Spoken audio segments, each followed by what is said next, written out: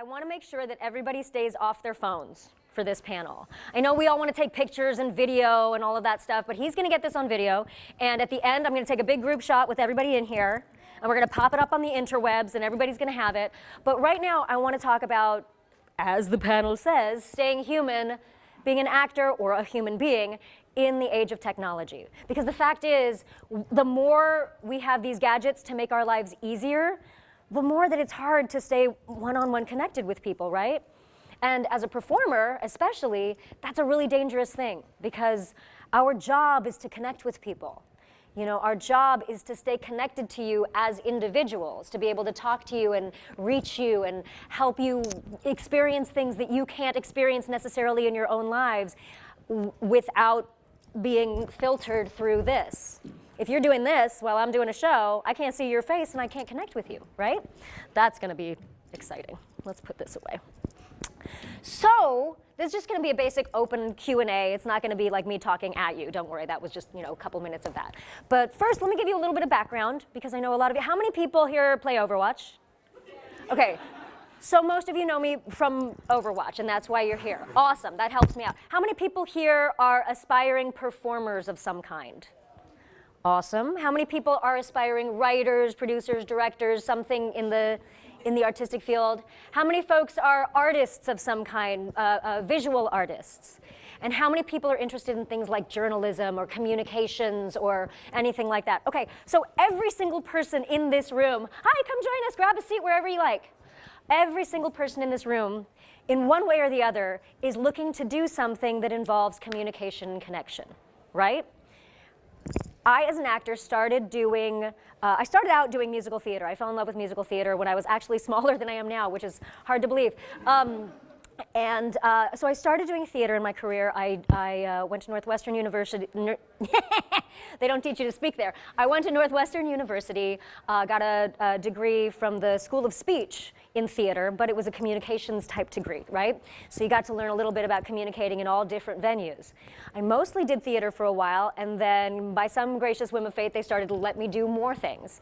So I moved a little into TV, and I was obviously a singer, so I did some opera, and then I moved to Los Angeles and stayed with TV and movies, and then the branch of the tree of voice acting opened up to me, and then Overwatch happened, and here we are today doing things, right? So that's kind of like the very short version of the last 942 years of my life. I know I look really good. And knowing that background, I'd love for us to do a Q&A today that is maybe less about Overwatch specifically, but more about any questions that you might have as artists or communicators or just people who are trying to figure out how to stay connected while trying to stay sort of disconnected from these things so you can connect. It's weird, people always say you should disconnect from your phone. Yes, but you're trying to connect with other human beings, and sometimes this is great, and sometimes it's in the way. So how do we navigate that world? That's what I'm excited about, and I'm excited about talking to you guys about that and hearing your side of the story too, particularly as enthusiasts who want to connect with people like me and other people that you've met here at this convention when that's the only lane that you have to connect with us, whether it's YouTube or Twitter or Instagram or whatever the kids are doing these days. So I'm going to open it up to questions, and then we will see where this goes. Yes, I see this very slow hand crawling up your body like a dancer. I'm still thinking of the words. You're still thinking of the words. Then you keep thinking, and I got you. What's your name? My name's Hillary. Hillary. What's your question, Hillary? So the first thing that comes to mind is how do you balance being so accessible from to the fandom, where they can like tweet you, they can go on your Instagram, they can constantly be in contact with you and want that constant feedback? How do I balance that with having my own life? Coping with the constant attention. That is a great question. Did everybody hear the question? Do we have good enough sound in here? Awesome. We don't need mics. I love that. I'm just going to wear this so I can talk into the video. Was that sexy? So it is a constant navigation. And I think in many ways it's a constant navigation for all of us who have social media. It might be a little bit different for me just because there's more influx, but everybody has, you know, you've got your best friend tweeting you at the same time as you got your aunt texting you, at the same time as you've got some random person you met 3 weeks ago. Like it's a constant influx of information. For me, there are a few things that I've had to do. Without being rude, obviously, I limit the amount of communication I might be able to do in one set of communications. Like if someone wants to have a full conversation with me, there's only so far I can go online. And in general, there's only so far you can go online, right? Because how much of a real conversation can you have in 140 characters, right? So what I like to do with that is I like to tell people, you know what, if you have a longer thing that you want to talk to me about, email me at anjali@iamfunsize.com. I let people know it might take me a while to get back to you, but I read it. Give people a way to say their full stories and know that they're being heard, while at the same time protecting my own ability to be like, I'm going to need some time to be able to get back to you. And then I personally allot parts of my schedule specifically to read through all those specific emails, my tweets, my Instagram. I mean, sometimes, you know, like I'm hanging out and I'll just scroll through stuff like everybody else. But by doing a concentrated visit, it also keeps me from being like, oh my God, I just want to sit here and surf the interwebs for 9 hours and look at baby pandas. You know, it's very hard to do that if you're just kind of doing it all day, every day. It's almost like the 24-hour news cycle. You know, we have a 24-hour social media cycle, and everybody thinks that we should all be accessible 24 hours a day. I have to remind myself that unless it's an actual emergency, we can have the conversation anytime and it will be just as good, if not better, because I'm focused. So yeah, I allot specific times during the day. I maybe allot a little more time than the average person because I want to have that connection.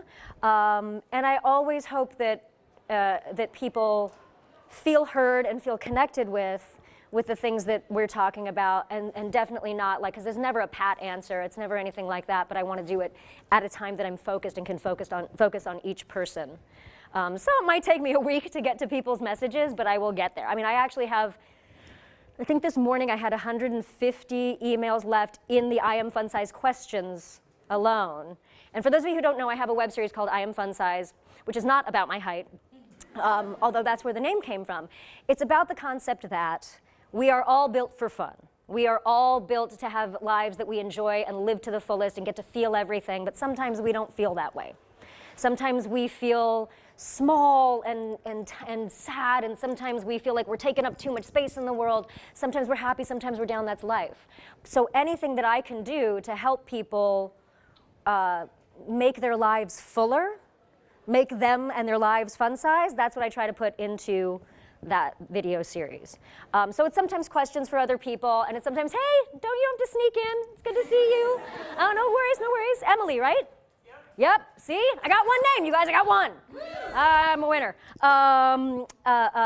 So anything I can do to help people achieve a little bit more of that in my lives gives me a little more of a reason why I might go through things that are negative in my life, because I'm like, okay, well, if I figure out what works for me, just for me, I'm no doctor, I'm no professional, but if I figure out what works for me and it helps someone else, cool. And if it doesn't, cool. Take what works and toss the rest.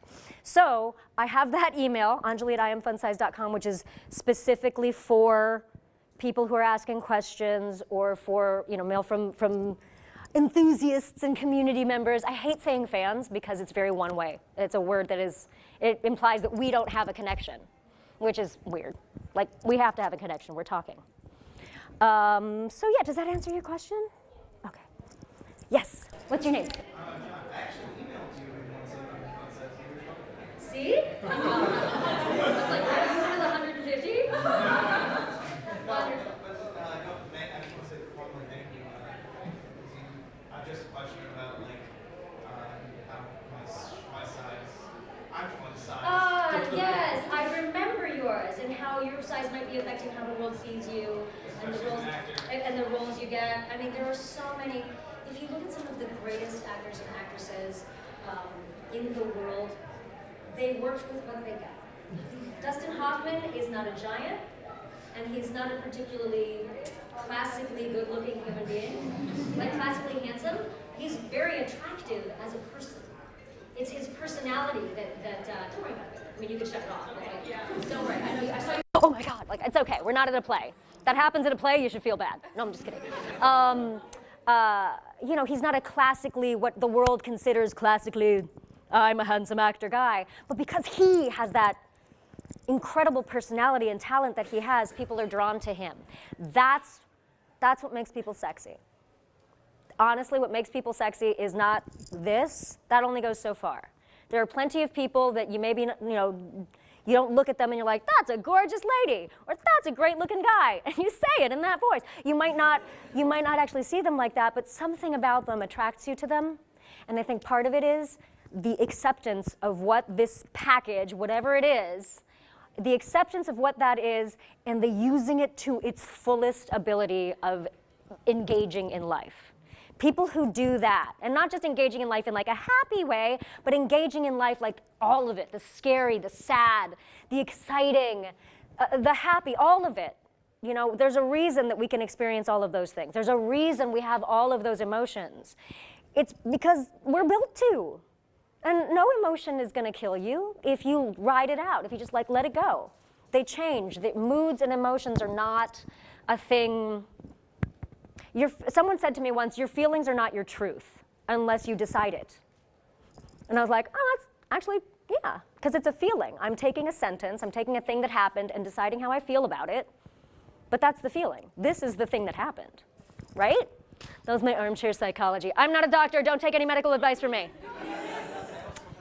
I haven't, oh my God, I just started talking right over you. Jeez. It's okay. So you're addressing the disconnect thing, and one of the things I have also a problem with is seeing other people being successful, whereas I'm not. And these are my peers, and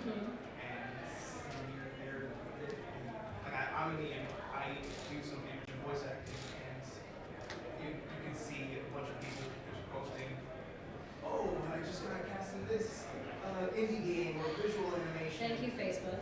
And exactly, and it's just like, and I'm just like,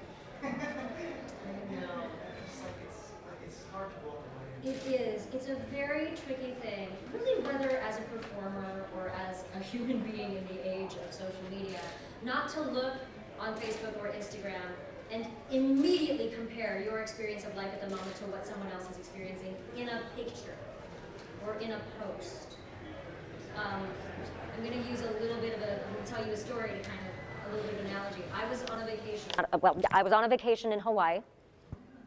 Beautiful thing. It was magically, because of work and all this stuff, it got expenses paid. We were sitting in the hotel room. I was with my man, and we're sitting in the hotel room, and I'm scrolling through Facebook real quick, just scrolling through, and I see a picture of someone doing something fun, a friend of mine. And I'm like, oh, I'm so sad I'm missing this thing. Oh, wait a minute. I am comparing what is in this box, what it looks like is happening in this box, to what is happening around me. And what is happening around me is my experience of life. At that moment, it happened to be a pretty excellent experience. But because I was looking at the spin, I was looking at how someone else was presenting their experience of something, and I was deciding that that meant that mine was not enough, I took away my own happiness in that moment, right? There are a lot of things that people say that sound so cheesy, particularly when you're younger. And now that I'm, like I said, 110, I'm starting to realize that there is a tremendous amount of truth to them, but I still struggle with it. And one of them is you have to trust the timing of your life. Trust that if you are not doing a certain job at a certain time, there is a reason. I don't believe that there's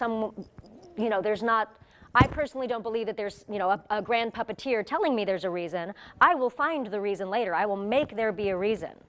But I won't know it until I'm years away and look back and go, oh, because if I did that, then this happened, then this happened, then this happened, and it got me to here.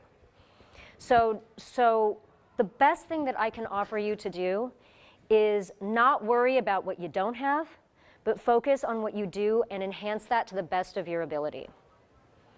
Any relationships that you have in the industry, build them as relationships, not as connections. Anything that you can learn in the world, not just as an actor, anything that you can learn in the world is going to serve your craft. It doesn't matter what you study. As long as you're enthusiastic about it, it's going to serve you somewhere down the line, because your experience is what makes you unique as an actor. No one else has your experience. Trust me, there are things where I'm like, I cannot believe that that totally random piece of knowledge that I have from 1992 somehow served me in this role and got me this role, but it did, whatever that experience is. So trust that your experience, if you're working hard, which I know you are, because you sent that email, someone who's sitting on their butt doesn't send an email like that. So if you keep working hard and not banging your head against the wall, and most of all, not comparing yourself, you evaluate, if I did my best or I didn't do my best, that's great, but your best is not someone else's best, and what you're right for is not necessarily what someone else is right for. So I know it sounds, again, sometimes it sounds really cheesy to say it, and it's really hard when you're in it, and I still look at friends who've booked other jobs, and I'm like, but then I think, well, it means I wouldn't be available for this one, or for this one, or for this one. So the right things are happening in your life as long as you keep moving forward and don't let that drag you back. Yeah? Thank you for writing to me. I very much appreciate that. Who's next? Yes. Sir, of course. Again, it might take me like 10 days to get back to you, so forgive me for that. I'm Stephanie. Stephanie, nice to meet you. I was wondering, how do you think technology has changed since I didn't have cell phones. No one was sitting in the theater at my musical holding up a cell phone instead of experiencing the thing in the room. So in that sense, that's a big change. Gaming has changed.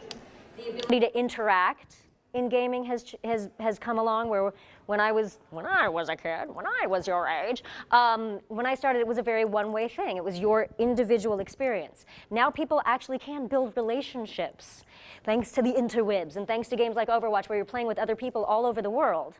And you can, I've heard people meet and get married, all sorts of things. That kind of stuff, I think it's great. I think technology for connection and actual communication with people in lands that you may not have ever thought to make it to in your lifetime, that's incredible. Do you mean specifically how has it changed, like as an actor? Yes. So one of the most interesting things that I think has happened, and it happened kind of in the middle of my career, so it's been a bizarre learning curve, is all of us, or a lot of actors, used to create their own work. People would start as an actor and then become an actor, writer, director, or something like that. They would do that. But now it's become a bit of a necessity because the playing field has been leveled. All of us have a phone, and all of us can upload something to the internet, which means every single person in here can make a movie.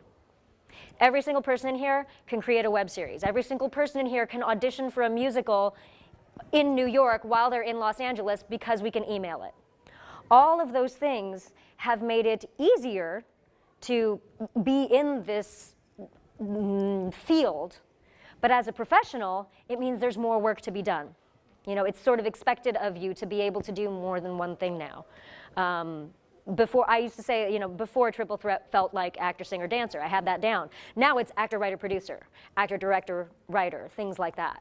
But because the playing field has been leveled, it does mean that everyone has to up their game, which is kind of awesome. Because no one can really afford to put bad work out there now and certainly not to expect people to pay for it.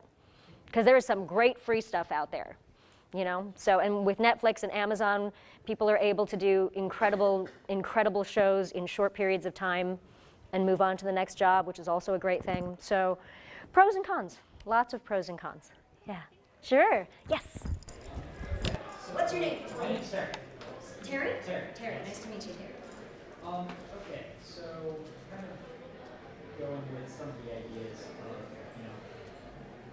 technology now allows actors, creative people to, how do I explain? So basically, you can watch your own performances now. Back, Shakespearean times, for instance, Yeah. when you're on the stage, you cannot watch what you are doing. So there's now, actors can now kind of experience their own work.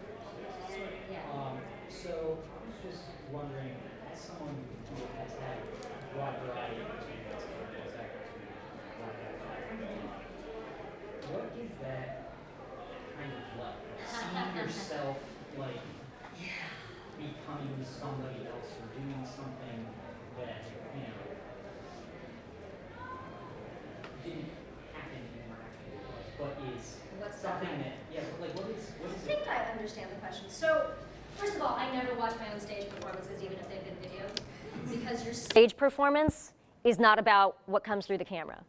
I like to look at stage performances versus television, like live sports versus what you watch on TV. When you're watching a football game on TV, the camera is telling you where to look, right? That director who you don't even know is directing the whole camera thing is telling what camera is going where, and they're commentating and all this stuff. So you get a very specific experience of someone's performance, of someone's playing, right? When you are in a live theater, you as the audience member are required to pay attention and keep your eyes on the ball, right? There's an interaction, a live interaction, which affects your experience.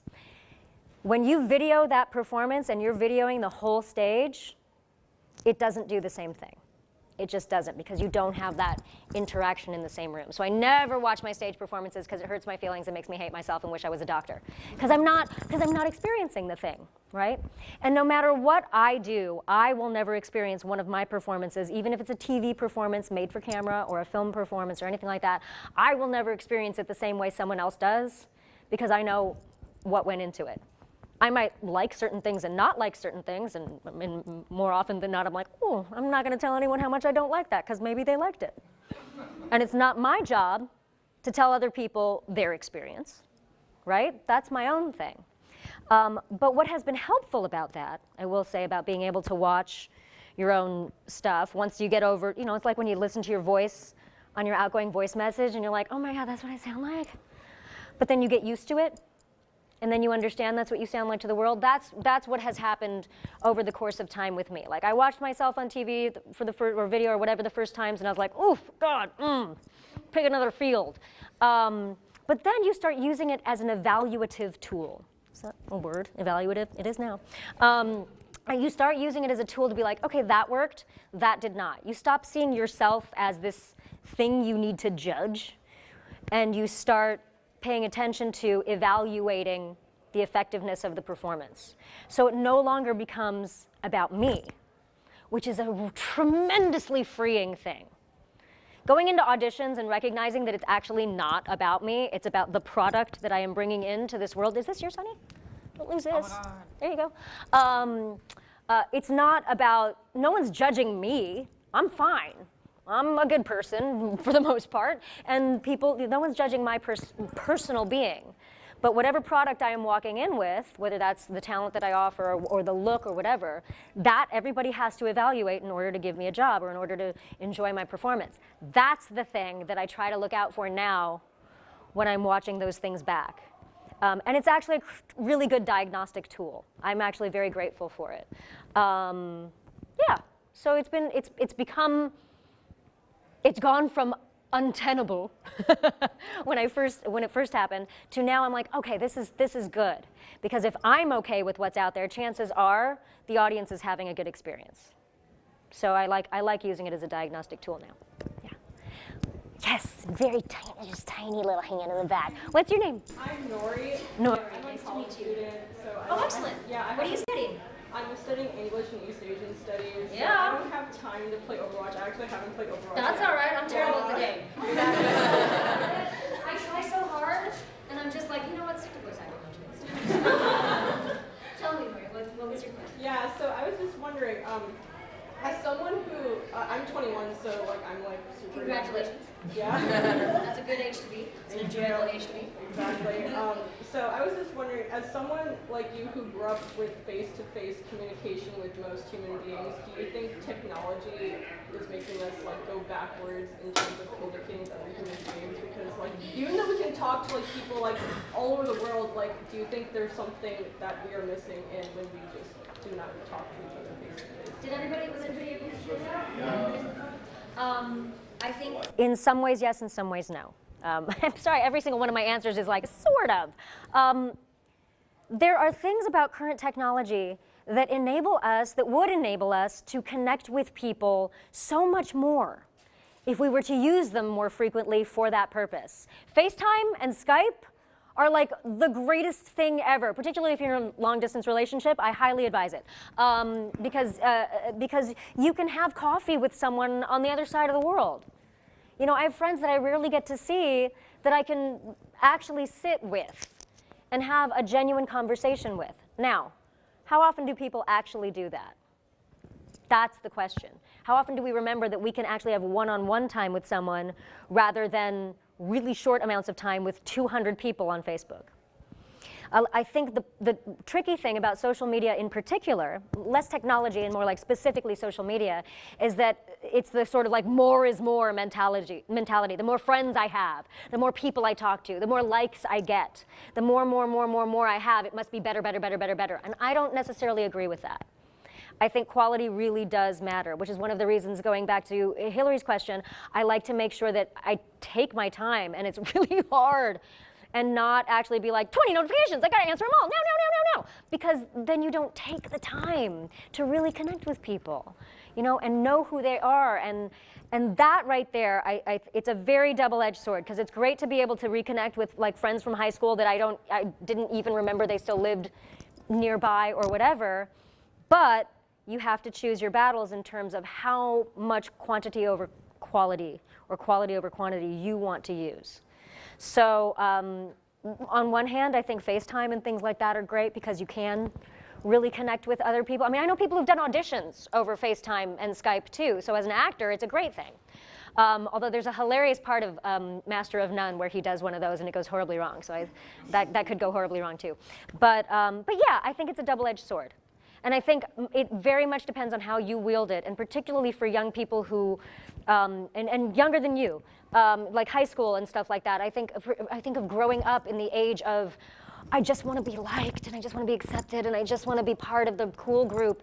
We have a tendency to think, I got to do whatever the thing is to get the most likes, rather than to get the most genuine relationships. So it's really, really like, it's a self-control kind of thing. That is tricky to navigate but doable. Yeah, I agree with that. Yeah, I think it's a very thin line to walk because I like to FaceTime with my relatives in like India and Nepal because they just like love like being able to FaceTime me. Yeah. Do your aunties hold the phone up here like mine do? Yeah, they do that. I shouldn't say my aunties, but I have other relatives who do that. My aunties are dope. Yeah. My aunties get it. Aunties are great. Yeah. So yeah, but I. Like, even though I'm 21, I still prefer to like just generally try to make connections with people. Yeah, I think at any age, whether we realize it or not, once you start going back to real connection, you realize how much more fulfilling that is, you know. But it is often that I have to just put that little machine far, far away and turn on Do Not Disturb and be like, if there's an emergency, someone will find me some way. It will happen. We used to do it before cell phones. It will happen. Yeah. Great question. Thank you. Yes, ma'am. You needed a little assist there. I wasn't sure when everyone was raising their hands because I can't like. You have no vision. That's totally understandable. Bring it, baby. Bring it. You look great, by the way. I'm blown away by the cosplay at this convention. All of you who have committed to that, like I'm really, really blown away by it. Thank you guys for doing it. Yes, ma'am. So my question is based on like your behind the scenes work in the industry, and like I have noticed about myself in recent years that like when I get nervous, like I'm going into animation and design. So like pretty much it's like a lot of us sitting around a table looking at our computers and tablets. Like, what are we like? What's our goal here? What is the objective? It's like when you submit an idea into like the group, and like everyone's kind of like, you know, people don't like everyone has an opinion. You know, it's like a very opinionated group. You think actors aren't opinionated? There's a terrible light bulb joke, but how many actors does it take to screw in a light bulb? 3. 1 to do it, 2 to say they can do it. There it is. I always said 100. I went full on, and I was like 1 to do it, 99 to say they can do it better. But I like 3. That's much more nice. That's nice. That makes it sound less self-control. So anyway, you were saying. Oh yeah. So it's a very judgmental group of people with opinions. Yeah, so like, you know, and like we work all around electronics, you know, we're never in front of the screen ever, and it's like when I get nervous or like when I don't feel like what I'm saying has any value, like even though this is like my dream position in life, it's like I still like turn my phone immediately and I feel, you know, a little no one's Yes. talking. There has to be something on here. This is a great thing to talk about. So, was there a specific question before I jump into No, what I that would was say? it. Like, I just, like, what would you suggest? What would I suggest? Okay, again, I'm no doctor or psychologist. I have no professional qualifications whatsoever to be giving people advice. It's not advice, it's opinions. Remember that. But remind me your name, I'm so sorry. Sasha. Sasha. Sasha just asked, and I don't know if all of you heard it, what do you do when you're feeling anxious or nervous or whatever, and all of a sudden you're going to your phone for no reason? The short answer is don't. But here's the reason why. I'm sure some of you, if not all of you, have read things in newspapers and Time magazine and whatever about the effects of the ding or the notification or your Facebook stuff on dopamine and the neurotransmitters in your brain is similar to cocaine, is similar to the drug hit you get from other illicit drugs, which is not necessarily, like that's not what we're going for. We're not going for picking up a little cocaine every single time we pick this up, right? The idea is that you are trying to solve this feeling with external validation. And it's really easy to get external validation when we see how many people liked our stuff or how many friends we have on the box. All of that stuff, it's very easy to go there for the quick hit. Some people do it with sugar, some people do it with drugs, some people do it with their phones, some people do it with gambling. It becomes an addictive thing, whether you realize it or not. And I'm not saying you're an addict, but I am saying that we all get addicted to things, right? And they're coping mechanisms. And yeah, that is a very difficult, it's a difficult answer to give because it's specific to every situation what you should do instead. I put this away more often than I used to for that very reason. Because sometimes I wouldn't get work done. Right. You know, I would just, I would be in the middle of working on something and it would be slightly difficult and I'd immediately go to this and not even realize I was doing it. Whereas before, I could be focused. So when it comes to anxiety and worrying about what other people are thinking that's taking you off your eyes on the prize, ooh, did you bring one for me? No, I'm kidding. I'm kidding. Are you kidding? I'd be like, food coma. When it comes to that, when it comes to being anxious, oh, I lost you. There we go. When it comes, no, it's okay. When it comes to being anxious or things like that and worrying so much about what other people think, remember you are there for a reason. This can't tell you you're good or you're bad. Right. Anything that you look at on here is you get to interpret what it is. You get to decide what it means. No one else has decided this for you. You could read the news and decide whether it's going to affect you. You can anything on here. This is not reality. Yeah? So if you're telling yourself great things or you're telling yourself not great things, you're right. So why not like lean towards the things that are empowering? If you make a mistake, okay, learn from it and move on. If you do something that hurts someone, take responsibility, try to make amends, and move forward. If you sit there and you beat yourself up for the things you think you aren't, instead of focusing on the things you can be and the things good that you can do and the way you can learn from your mistakes, you will get stuck. So don't get stuck, and certainly don't get stuck on this little thing. This sounds like an anti-iPhone ad. That's not what this is. I love this thing. This thing makes it possible for me to be here, makes it possible for me to work from a plane. All of that is great, but I just think, you know, it can be used for the powers of good or the powers of evil in your own brain. Yes, sir. What's your name? My name's Jimmy. Jimmy, nice to meet you. Nice to meet you. So I struggle with that with being addicted to the phone. What are some things that you do? Again, it's such a unique thing for each person. For me, I have to set times that I'm going to actually respond to emails or Instagram or Twitter or anything like that. Phone calls, we have voicemail, like we'll let things go to voicemail and deal with them when we want to deal with them. But I'm very much, it's almost like, and I hate diets because I don't. I just hate the idea of diets, but it's almost like going on a diet. You know what I mean? Where you're like, okay, well, I'm only gonna do this thing at this time. I'm only going to, in fact, delete the diets. That's a terrible analogy. I hate it. I hate it. I even hate the word or what it infers or implies. Using specific times during the day for me has made a huge difference, because you will see, if you say, okay, from the hour of 2 to 3, I'm going to give myself free reign to answer all of the things, to scroll the internet, to look at silly animal videos, whatever I want to do.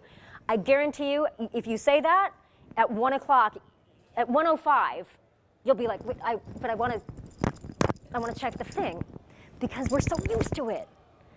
But then you realize it's giving you freedom to do so many other things that you wouldn't be doing, that that becomes the thing that's more fun. So try giving yourself time frames, or specific reasons that you are going to it, and specific reasons that you're like, I can deal with that later. Sometimes I just give myself, I'm like, I'm going online to look at stupid animal videos.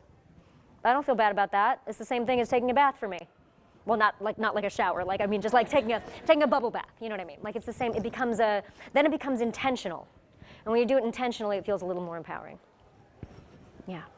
Anyone else? Yes. So I was wondering about the communications that you have between the performer and the audience. Yes. Because you have so many different experiences, from the most traditional form of audience-performer interaction in live theater to the least traditional, which is sort of voice acting. Right. Whereas in live theater, you have a relatively personal interaction with maybe 100 or so, or 100 people. Mm-hmm. Whereas in voice acting, it's much sort of less, a little bit more detached interaction, but it's with 35 million people. Right. Interacting with the character, right? So what's the question? My question is, what do you see as the differences between that sort of the interactions between performer and audience in sort of the different mediums between live theater, television movies, but mostly live theater and social media or things like that? That's a great question. I mean, a lot of it is kind of obvious because, for example, when I'm on stage in the theater and you're out here, I'm 99% of the time not playing me. So it's a completely different relationship. The way I like to describe it in general as an actor, for me, the way into it is I walk into a room, or I walk onto a stage, or I walk into an audition room, and I'm like, I got you. For the amount of time that you are here, while I'm on stage, I'm going to go through, or I'm on screen or whatever, I'm going to go through all this stuff. You sit tight, you go on the journey with me, but nothing bad is going to happen to you. It'll all happen to me on stage, the good and the bad. At the end of this experience, you will have a new experience because you went with me on the journey, but your life is still intact. So I got you. Same thing in an audition. I got you. Worst case scenario, you're going to be entertained. Best case scenario, your job is done because I just booked the job and now we can all go home. Right? The I got you sense, for me, is very empowering. Now, that kind of connection in a live theater is kind of limited in the sense that once I get off stage, very rarely do I get to connect with 1,000 members of the audience. I might get to meet the people who are maybe hanging at the stage door, but I don't get to have that one-on-one connection as me with other people. With social media, let me do social media as an actor as opposed to like me and my family, because you don't really care about that interaction. It's a little bit trickier because I want people to have access to me. I want you to chat and know that I'm a real person, and at the same time, kind of like, I'm not Symmetra, I'm not Nina Patel on Modern Family. Like, I am not those people.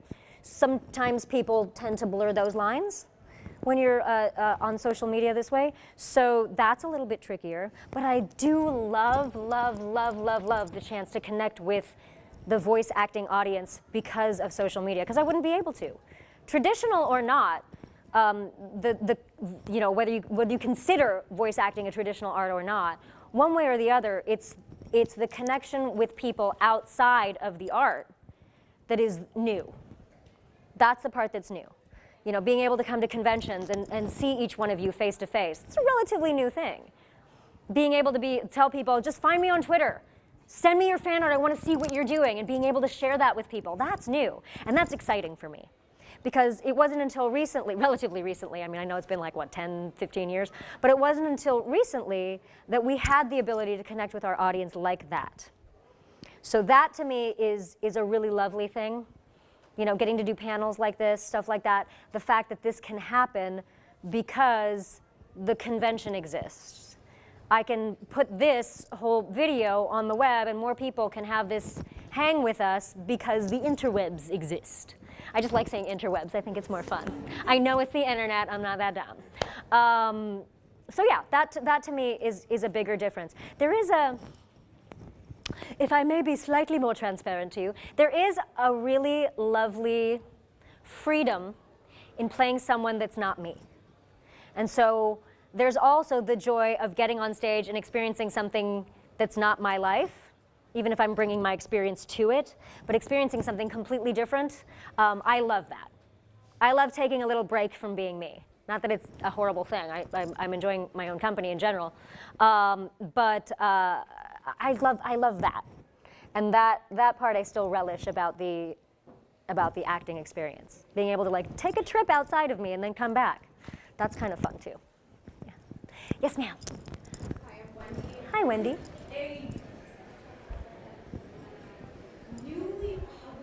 Semi-newly published writer, and a lot of times the people who are reading my stuff feel disappointed, not necessarily by anything that I did, but by something that someone did related to it. Uh-huh. And how do you deal with feeling like that? Oh, honey, can I come hug you? Because I see that that's a thing for you, first of all. I totally see that, and I'm there with you. It has happened. Come here. Come here. I know. Oh my gosh, I know how that feels. Like, for every 150 amazing comments, I'll focus on the one person who is like, ew, cringy. And I'm like, why does that affect us so much? It affects you because you're a human and you want to make people happy. And oh crap, don't put that on the floor. I'm gonna put that over there. I got heels on. I don't want to step on that. You're a human being and you care. That said, sometimes I have to remind myself of two things. And sometimes I have to remind the people writing in of one thing. The two things I have to remind myself is there's this great quote, I'm going to misquote it, but everybody you meet is fighting a battle you know nothing about, so be kind. You don't know what experience they had in their day. You don't know what experience they had about the subject that you're writing about. But because they have the ability to write something about it, some people fire it off without thinking. That's not about you. It's not. It's not about your talent. It's not about your subject matter. It has nothing to do with you. Now, if there is something that you feel that you can offer to that person to make it better, go for it. But again, you're a writer. You are not your writing. Right? I'm an actor. I am not my performance. I might have a stinky performance. And someone might decide to tell me that, and I'll be like, sorry, yeah, I had a bad day.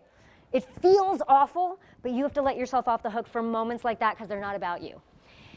The one thing that I sometimes have to remind other people when they make comments on the internet is that there is another person on this side of the computer. A lot of times people feel very empowered hiding behind this or hiding behind this, and they don't realize that they are actually speaking to a human being, not just the whole world of the internet. They don't realize that I will see it, you will see it. And so occasionally someone will say something about my work or about myself, and I'll be like, that's interesting. Should we have a conversation about that? Because it seems strange to just like drop that bomb there and not talk about it, so let's talk about it. 9 times out of 10, that person will be like, oh, I didn't think that you were actually reading this. I just didn't, like someone actually said, oh, I thought you were a big famous actor and you don't care about comments like this, so I just wrote it. And I'm like, there are so many things wrong with that sentence. First of all, I'm not a big famous actor. I'm a short, not so famous person who acts for a living. Big difference. Second, why wouldn't I care what you said? I'm still a human being, right? So occasionally I will be like, I will put you in your place. And no, I'm just saying, occasionally I will respond to someone and genuinely open up the dialogue. Not be like, you can blah, blah, blah, blah. This is going on the internet, so I can't like say all the things that I would have, like, it's not that. But it's definitely like, okay, let's have a conversation about this, because I genuinely am interested in what drove someone to say something personally negative or anything. Because I am so sensitive, that's the only way I can handle it. Otherwise, it'll keep me up at night. Yeah? So I hope that answers. Does that answer your question? Okay, good. Who else? Anyone else? Yes, ma'am. My name's Jada. You have to take one sip of that first, because I'm going to live vicariously through you, unless it's not yours. Are they both yours? Oh my God, okay, I lied. No, that's okay. I'm not much of a strawberry chick. Oh, I got you. Anyway, we digress. Jada? How would you recommend someone practice their craft and devote enough time to it while maintaining a difficult job such as an engineer, a doctor? Oh, wow. Okay. I'm engineering on a pre-med track with a minor in military. Woo! Wow. Yeah. And why do you want to do more? Because I want to perform them. Fair point. Fair point. Understood. Now, I never want to discourage you from being all that you can be and doing all of the things that you want to do in the world. And, I have a friend who If she woke up tomorrow morning and was like, I want to be a nuclear physicist, I'd be like, you're going to do that in 3 hours. Knock yourself out. So I understand you might be one of those people. You can actors everywhere are going to hate me for saying this, and acting teachers are going to hate me for saying this. It's not about how much time you spend on it. It's about how much focus you spend during that time. Are you looking to be a voice actor or an actor in general? Actor in general. Well, first of all, your engineering and medical and all of that degree will, I mean, if it's anything like my career, that will pay off in spades, because I can't tell you how many doctors I played, and my medical knowledge has helped tremendously in that department. It also helps sometimes in role-playing games, strangely enough, but I digress. If you're going to do this many things, you have to be extremely focused in the moments that you're focused on it. That's the only thing that I can offer, because I do feel like multitasking is, like being good at multitasking is a myth. No one can give 100% of themselves to 7 different things at once. Being good at juggling, great, absolutely. But if you are trying to learn a craft, if you are trying to learn a trade, if you're trying to develop your talent, focus is a big thing. It's a really big thing. Which brings me back to these, which is why I think these are not necessarily great for actors if you don't turn on the do not disturb, or if you don't put it down every now and then, because we forget how to focus. Our audience forgets how to focus. They forget that they're in front of a live human being and they're holding up phones, and you're like, no, be here with me. Someone will take this performance and you can see it later, but be here with me. That's the unique experience that you get to have if you're in the room. If you're not in the room, no big deal, right? So it's all about focus. That's my big thing. Make sure when you're working on one thing, you're working on one thing. It's a great muscle to train too. Like, I think it's the main reason why meditation is so useful, because it's not that it teaches you to empty out your brain, it's that it teaches you to focus. You know, I have been known to meditate on some of the strangest things. I remember there was a day where I was like, all I can think about is having a cup of bone broth. And I'm like, all right, we're meditating on bone broth. For 10 minutes, I'm like, I'm just going to focus on that. But it's focus. Once you know how to we have the focus muscle, you're golden. I'm going to be talking about bone broth on the internet, you guys. That's how cool I am. Any other questions? Did anybody? Yes. How do you, in my situation, I'm trying to be more of a streamer and be more active and be more well known as take games online. But I have a problem with actually opening up to people. Even I know they're not there. I guess I'm too shy, really. It's not what I'm trying to do, so I'm not sure how to really get over that shyness, really. Gotcha. Well, you just asked this question, so that's one big step, which is awesome. Your name is Sandy, yes? Okay. So Sandy, there are a lot of actors that I know that are incredibly quiet, shy, introverted people. And writers as well. And one of the best pieces of advice I ever heard, or best opinions, I should say, I ever heard from someone was, if you are writing or doing something that is your own voice, putting your own voice out there in terms of a story or in terms of as you're offering streaming and stuff like that, imagine that you are doing that for a very specific audience, a very specific person or two. If you are streaming and you're nervous about engaging with the audience that's there, imagine that it's do you have any siblings? Do you get along with them? Do you have a relative that you love spending time with, or a friend you love spending time with? Great. Pick that person and imagine you're streaming to that person. Start there. Because chances are when you are with that person, you are the most you that you are with any other person. And that's what people are drawn to, the most authentic you. What nerves tend to do is make us close off who we are. You start second guessing. You start thinking whatever this is, whatever this voice is, whatever it is not enough. And then you make yourself smaller, which is the opposite of where you should go when you're nervous. When you're nervous, you got to sink into everything that is you and be like, love me or leave me, here I am. So that person that you were talking about, that you have that relationship with me, you do that easily with them, right? Pretend that they are the only person you are streaming to. Try it for one stream and see how it works. You know, and if people write things in, if you want to respond to them, great, but just try it for one stream and see if it feels better. Yeah? Try that. Yeah? Anyone else? Yes. So how do you deal with I know you have peers and you all talk to each other, and but then you have people you haven't met yet, and then your peers gossip about you and them, and how do you think that will affect instead of them meeting genuinely, they already meet you with the idea of someone else in their mind? Gotcha. How do you deal with preconceived notions of who you are based on someone else's opinion. Dude, that is a question for life. That's not just as a performer, right? No matter what you do, you're not going to please all the people all the time, no matter how hard I may try. No matter how hard I may try, as much as I hate it, people have free will. I can't make them like me. And I can't make them see me until they see me. I can't make them know the truth about me until they meet me. So there's only so much you can do in that department. You know, I do feel like when it comes to specific relationships, am I making you nervous because I did that? Okay, I just saw your foot going and I wasn't sure if I made you nervous. I'm sorry. And if I did, I'm sorry. See, I'm already like, oh my God, are you okay? Please like me. I know you did. I don't know why I'm like, I just saw that and I hoped that I didn't make you feel nervous. Good, I like that. What was the question? So if it's a genuine relationship that you want to amend, then yes, have the one-on-one conversation with them. You know, sometimes I have to tell people, if you got a problem with me, don't go to 10 other people and tell them about it. Come to me. I guarantee you we will have a better time.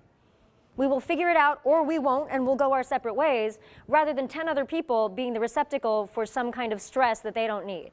Right? So I do believe in clearing the air individually with people as best you can. When it comes to people's preconceived notions of you, the only thing that you can do is continue to be the good you that you know you are, and hope, not even hope, and know that the people who need to see that will see that. And surround yourself, this is a big thing that I learned, and this has nothing to do with technology, so I know we're off, but I don't care. One of the biggest things that I have learned in my later years is that the more you put out there, the better. And not everybody's going to get into it, and not everybody is going to understand it. But if you surround yourself with people who hold the bar high for you, who accept you exactly as you are, but will not settle for you to be anything less than you can be, that's your people. That's your chosen family. You know, everybody else, there's some people you have to have in your life that may not be that way, but find those people as much as possible. If there's someone who's constantly telling you the reasons that they can't or you can't, maybe don't spend as much time with them. If there are people in your life who you tell, hey, I want to do this thing, and they're like, great, how do you make that happen? Here might be some obstacles, but how do we make that happen?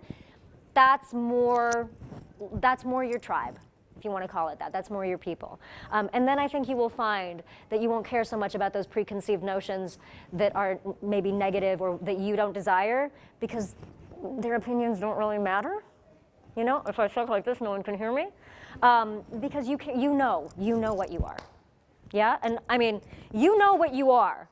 You know, you don't come out like this if you don't know that you're something fabulous. No, but I'm thinking, like, people like have a negative opinion of me already, so like them just never try to talk to me ever. But then like in reality, like everything they usually hear is wrong anyway. So find the people who don't have that negative reaction. I didn't have that negative reaction to you, and I don't know you. So there are people out there in the world who you can go up to and talk to that don't have that reaction. Don't worry about those people. They'll come along if they're going to come along. They'll get the picture. They'll know better. Yes? So, I've kind of been told myself through strength and love. I agree with Paul right now. For first, I'm not an industry. I want to be strength and writing or something. But currently, I still work for tech. That, at least on my hand right now, is my bosses and their phones. And so they will call me. They will reach out to me. And that Yeah. clearly shows I don't be right for them now or I'm being mad. Oof, that's so tough.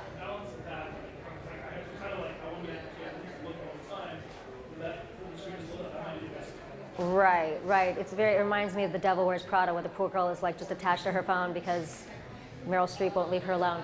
I wish Meryl Streep wouldn't leave me alone. Stop calling Meryl Streep.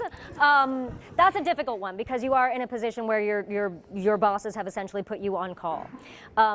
And I certainly am not going to recommend anything one way or the other in terms of your work because I don't want to be responsible for you getting in trouble. But I do think, again, there are certain, like if you know, okay, this phone is for that purpose, and everything, I'll look at it, but I won't, like if it's something else, okay. If it's them, okay. You can look at it and put it down. That's a lot. It's not, again, it's not like you're on this stringent rule. You made the rules. You decide if you're going to be on it or not. You get to make any rules you want. So you can say, okay, I'm going to look at my phone whenever it rings, but if it's not these two bosses or if it's not these people at work, I'm going to put it right down immediately.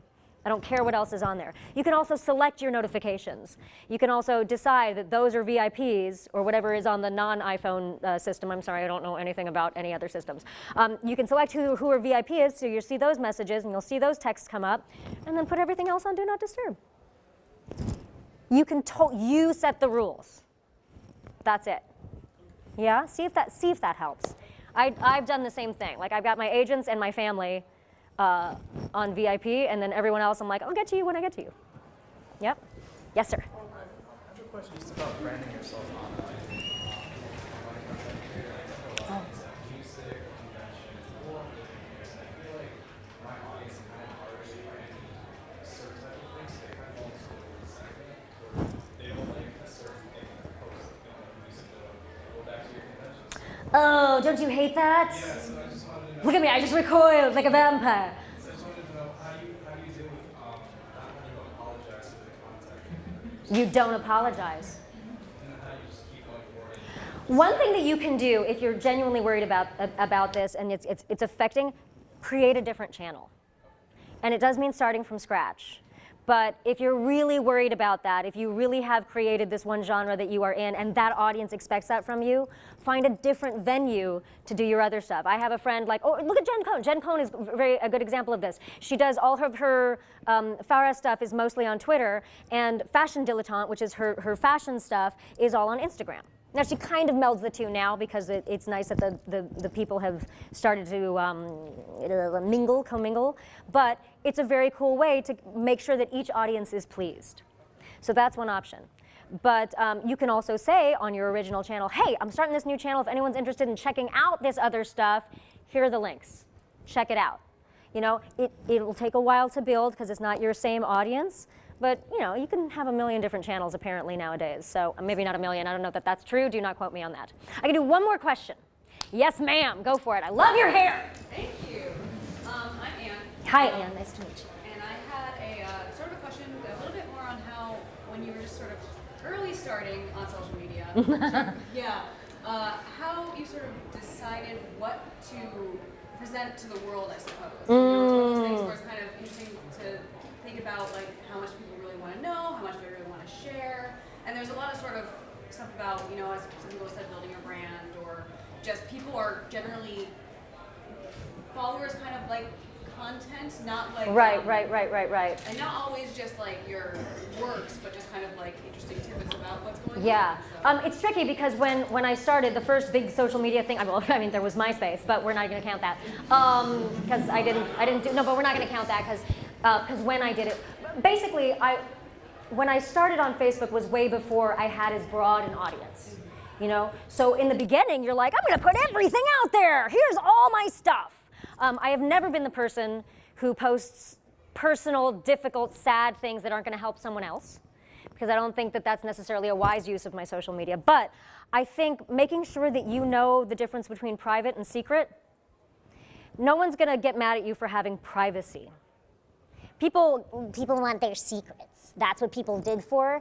But if you have private things that you want to keep to yourself, you keep them to yourself. And really be smart about that before you even get on there. Decide how much of you want to give. I can give you guys tons of personal attention, but you may know nothing about my private life, right? And that's totally viable. You know who your inner circle is. So think about what you want to be your personal connection with your audience. This is a great way to wrap up. What is the thing, what is the personal touch that you can give? What is your superpower that you want to put out there? For me, I feel like the thing that jazzes me the most is being like, what do you want? How do we get it? You want to be a streamer. Okay, how do we work? How do we make that happen? Let's figure out what your best skills are, and let's use them. Let me help you figure out your superpower. For me, that's the best use of my personal attention, so that's my brand. That's I Am Fun Size. My brand is me. You know, I think figuring out what your superpower is and then putting that out there is a great way to stay private but personal at the same time. Yeah? That's dope. That was the last question. That's like the universe working in our favor. I promised a group shot. Let's do it.